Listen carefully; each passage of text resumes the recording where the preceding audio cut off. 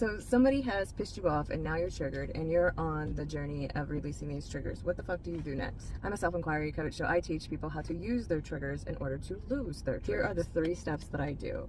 I detach, I become aware, and then I understand. Detaching is naming your trigger or your ego voice, the little voice that's bitching inside your head. I detach from that voice. That voice is not me. I name it Becky. Becky is my mother. That's where the triggers came from in the first place. Then I bring awareness around the situation.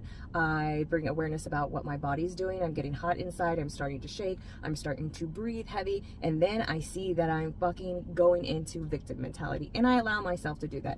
Every emotion is okay. I go into victim. I blame, I shout, I get mad, I get all of those emotions out. So we're not bypassing our triggers, we're actually working through them. Once I have gone through the whole victim, blaming, ego, all out, then I go into self-inquiry, and this would be understanding what is triggering me. So personally for me, I have a huge deep wound that says I'm not good enough. So most of the time, that is my trigger, is that belief that I'm not good enough, and I will see that out in my reality with my situations. So for example, something that triggers me often is when my son and my husband leave their shit all over the house for me to pick up.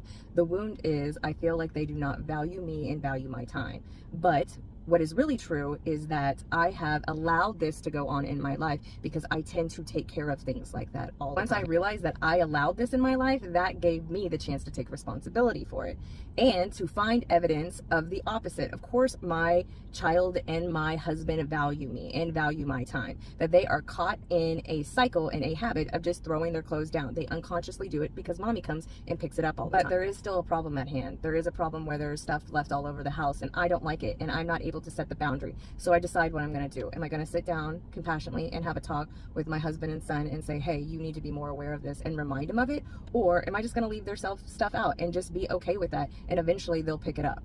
It's up to me to decide what I want to do next, but this is the process of releasing the triggers and not constantly getting mad about it. Once I leave their stuff out or no longer pick it up and it's messy and they complain about it, I can say, hey, this is your job. You're supposed to do this. I'm sorry, and be okay with that and not fight back with it. When I was younger, I had a belief that everybody's needs came before my own, and that is why this situation would trigger me. So what I did was detach from the voice. It's not me. Then I became aware of what was really triggering me and allowed myself to become that victim and let every emotion out. Then I took responsibility for my part in the trigger.